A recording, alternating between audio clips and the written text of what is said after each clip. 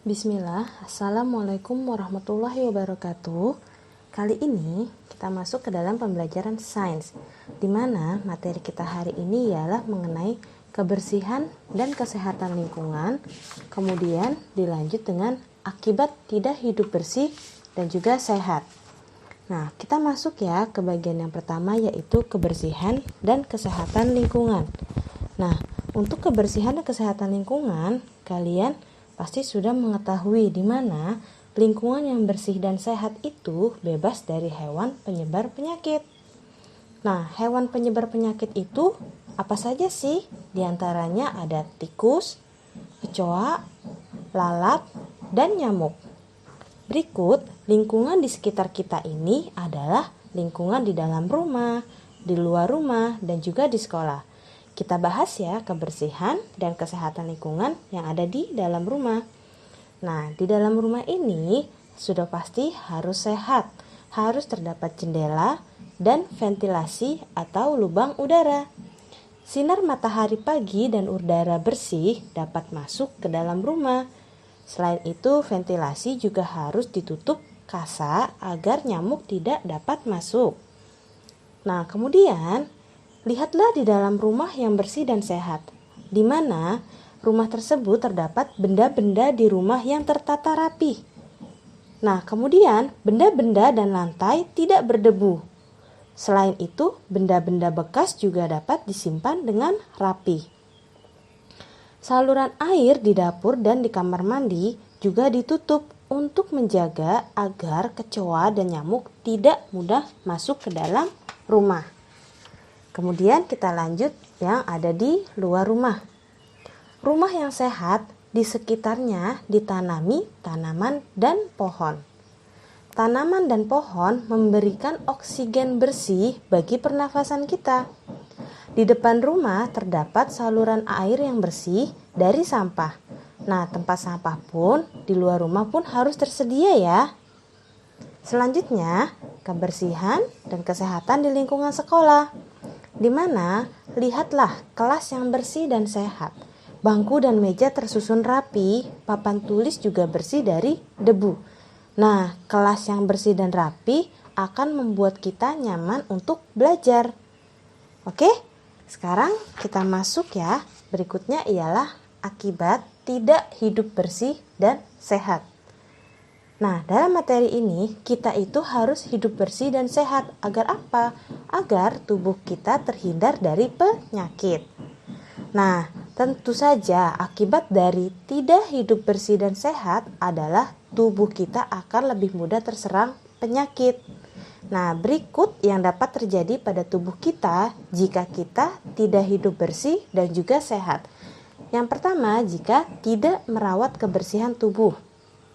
Contohnya, malas mandi, kemudian malas mengganti pakaian, sehingga tubuh kotor dan bau, dan juga kita sering menggaruk-garuk tubuh kita. Kemudian yang kedua, tidak merawat kebersihan gigi. Jika kita suka makan permen dan coklat sebelum tidur, namun kita malas untuk menggosok gigi sehingga sisa permen yang menempel gigi itu akan menjadi kuman. Nah, kuman senang sekali pada gigi yang kotor. Mengakibatkan apa? Mengakibatkan gigi kita akan berlubang dan mudah sakit. Kemudian, ketiga ialah tidak merawat kebersihan rambut. Nah, kenapa dengan tidak merawat kebersihan rambut ini? Yaitu contohnya malas keramas. Kemudian, keringat yang di kulit kita itu akan membuat gatal, sehingga rambut pun menjadi kotor dan bau, dan menimbulkan kutu rambut hidup di kepala kita. Nah, itu jika kita tidak merawat kebersihan rambut. Yang berikutnya adalah tidak merawat kebersihan kuku. Nah, dengan tidak memotong kuku, kemudian membiasakan kuku kita panjang, jika kita sedang bermain dan kita tidak pernah mencuci tangan, kemudian setelah itu tangan kita atau kuku kita penuh dengan kotoran, kita langsung makan. Nah, dari situlah terdapat cacing-cacing di kuku kita ya, yang akan masuk ke dalam perut sehingga dapat membuat kita menjadi sakit. Maka dari itu kita harus merawat kebersihan kuku. Selanjutnya, tidak merawat kebersihan rumah atau benda yang ada di rumah. Nah, jika lingkungan rumah kita kotor, kemudian benda-benda yang di rumah kita tidak pernah dilap, lantai pun jarang disapu dan juga dipel.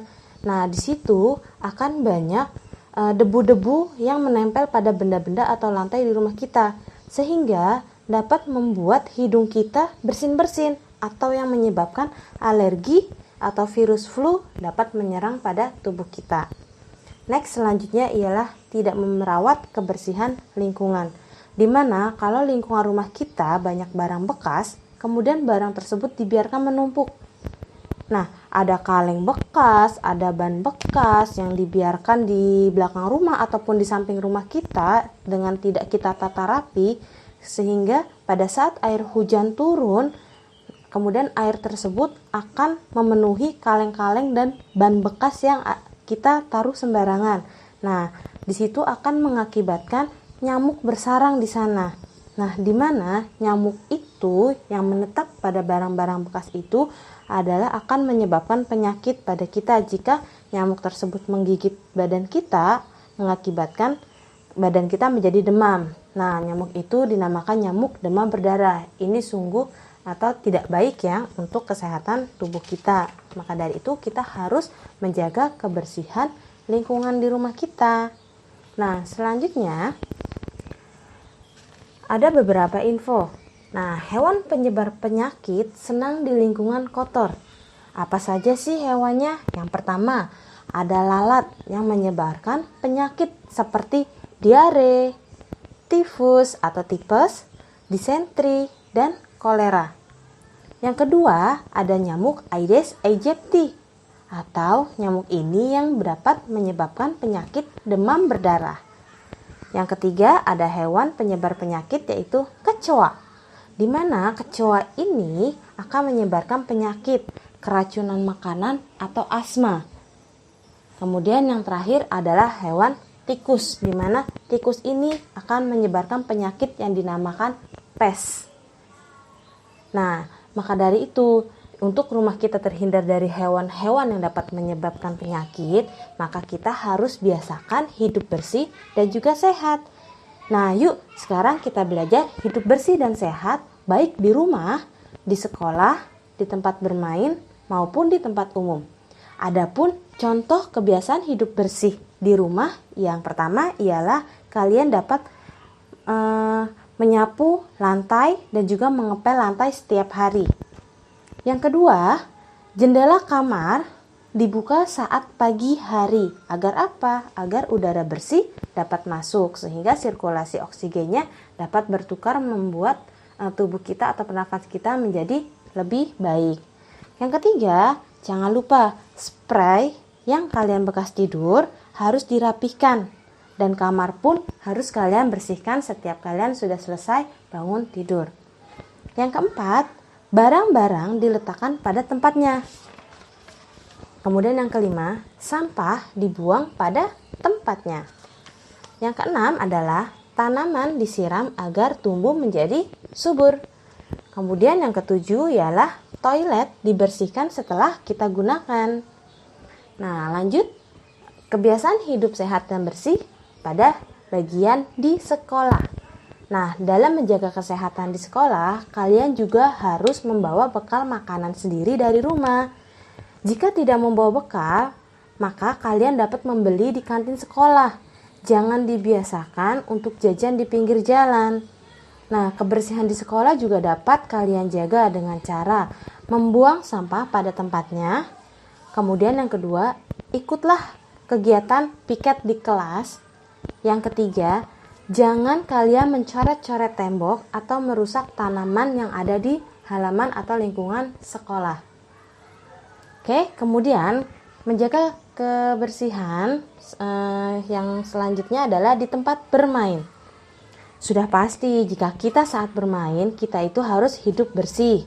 Nah, dapat dilakukan dengan cara menggunakan alas kaki atau sendal boleh, sepatu boleh.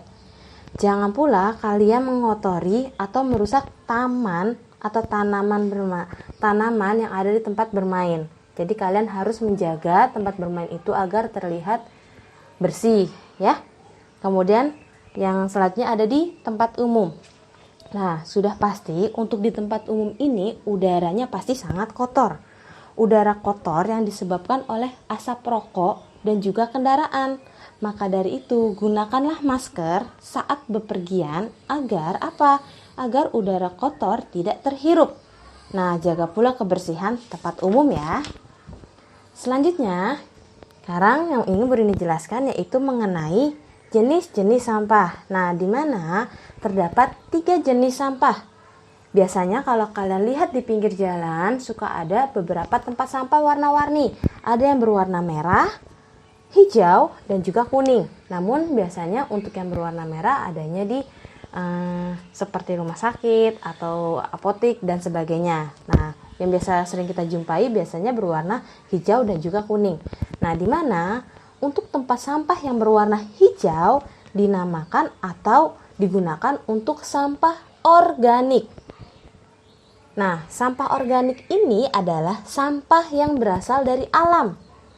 Sampah ini dapat dijadikan bahan pembuat pupuk tanaman. Apa saja sih sampah organik? Ingat, sampah yang dari alam. Berarti ada sayur-sayuran, ada buah-buahan, kemudian ada tulang dari daging ayam atau tulang ikan. Biasanya sampah-sampah rumah tangga itu disebut juga sampah organik. Nah, kemudian yang kedua, tempat sampah yang berwarna kuning disebut sampah anorganik. Nah, di mana untuk sampah anorganik ini ialah sampah yang berasal dari kertas, kaleng minuman, atau kantong plastik. Nah, jadi kalau kalian setelah minum, kemudian botol itu dari plastik, kalian bisa membuang di tempat sampah berwarna kuning ya, yang dinamakan sampah anorganik. Atau jika kalian punya kertas-kertas yang tidak terpakai, kalian juga bisa menempatkan di tempat sampah anorganik. Selanjutnya adalah jenis sampah yang ketiga, yaitu sampah B3. Biasanya sampah B3 ini tempat sampah berwarna merah. Apa itu B3? B3 adalah bahan berbahaya dan beracun. Nah, sampah ini berasal dari limbah pabrik atau sampah rumah sakit. Nah, sampah-sampah ini sangat berbahaya bagi manusia jika kita buang secara sembarangan. Apa saja? Contohnya, contoh dari sampah B3 ialah ada pecahan kaca, kemudian baterai, jarum suntik, kemudian dari pecahan kaca ada lagi selain itu kayak kepingan CD atau yang lainnya yang menyebabkan sampah itu berbahaya jika terkena oleh kita. Oke? Nah, sekianlah penjelasan Bu Rini mengenai penjelasan kita hari ini. Ada banyak info sains yang Bu Rini sampaikan dari kebersihan dan kesehatan lingkungan. Kemudian ada tentang akibat tidak hidup bersih dan sehat. Kemudian mengenai jenis-jenis sampah dan juga hewan-hewan yang dapat menyebabkan penyakit. Semoga apa yang Bu Rini sampaikan dapat bermanfaat oleh kalian semua. Sekian, wassalamualaikum warahmatullahi wabarakatuh.